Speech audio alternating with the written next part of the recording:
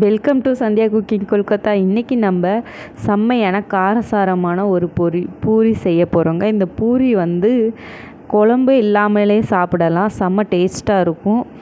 குழம்பு வச்சு சாப்பிட்டிங்கன்னா இன்னும் செம்ம டேஸ்ட்டாக இருக்கும். பூரிக்கு ஏற்ற மாதிரி குழம்பு செஞ்சு சாப்பிட்டிங்கன்னா இது மாதிரி நீங்கள் டெய்லி செய்வீங்க. அதுக்கு 1 கப்பு ரவை, 2 கொதிக்க 2 கப்பு தண்ணி ஊற்றிருக்கேன். எந்த கப்பில் ரவை எடுத்தனோ அதே கப்பில் அதை நல்லா கலக்கி விட்டுட்டு ஒரு பிளேட்டை வச்சு ஒரு அரை மணி நேரம் ஊற வச்சிடலாம். அது நல்லா ஊறி வரட்டும். அதுக்கப்புறம் நம்ம ஒரு உருளைக்கிழங்க நான் தோல் சீவி வச்சுருக்கேன். அதை நம்ம வேக வைக்க போகிறோம். நீங்கள் கட் பண்ணாமல் கூட வேக வைக்கலாம். இன்றைக்கி நான் கட் பண்ணி தான் வேக வைக்க போகிறேன். அதுக்கு ஒரு பேன் வச்சுட்டு அதில் அந்த உருளைக்கிழங்கை போட்டுட்டு ஒரு பிளேட் வச்சு மூடிடலாம். அது வேகட்டும். அதுக்குள்ளே நம்ம மசாலாக்களை ரெடி பண்ணிடலாம். ஒரு பெரிய வெங்காயத்தை 2 பெரிய வெங்காயத்தை எடுத்திருக்கேன். ஒரு பச்சை மிளகா, 5 பல் பூண்டு, இது எல்லாத்தையும் ஒரு மிக்ஸி ஜாரில் போட்டு நம்ம அரைச்சிக்கலாம். அதுக்கப்புறம் தேவைக்கு ஏற்ப ஒரு பச்சை மிளகாவை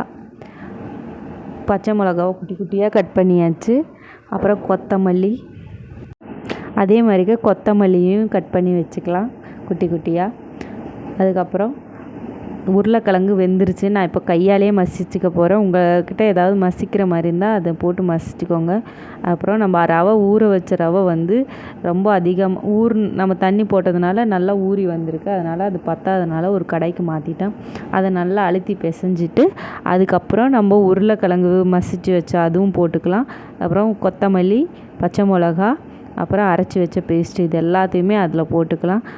1 ஸ்பூன் உப்பும் போட்டுக்கலாம்.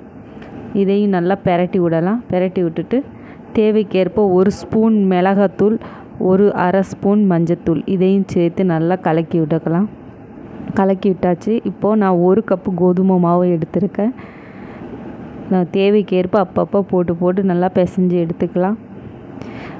எனக்கு 2 கப்பு கோதுமை மாவு தேவைப்பட்டுச்சுங்க. நீங்கள் மைதா மாவை கூட சேர்த்து வச்சுக்கலாம். நல்லா பிசைஞ்சிட்டு ஒரு அரை மணி நேரம் ஊற வச்சாச்சு. அரை மணி நேரம் ஊற வச்சதுக்கப்புறம் நல்லா சாஃப்டாக வந்திருக்குது. இப்போது நம்ம உருண்டை பிடிச்சிக்கலாம். நம்ம தேவைக்கேற்ப உருண்டை பிடிச்சிக்கலாம். இன்றைக்கி நான் சின்னதாக பண்ண போகிறதுனால சின்ன உருண்டை பிடிச்சிக்கிட்டேன். அதுக்கப்புறம் இந்த பக்கம் கடாய் வச்சு எண்ணெய் சூடு பண்ணிக்கலாம் பூரி சுடுறதுக்கு. நான் இன்றைக்கி எண்ணெயில் தான் தேய்க்க போகிறேன். நீங்கள் மாவை கூட வச்சு தேய்க்கலாம். நான் ஒரு பிளேட்டை கவுத்தி பிளேட்டு மேலே எண்ணெயை ஊற்றி நான் கையாலேயே தேய்ச்சிக்க போகிறேன்.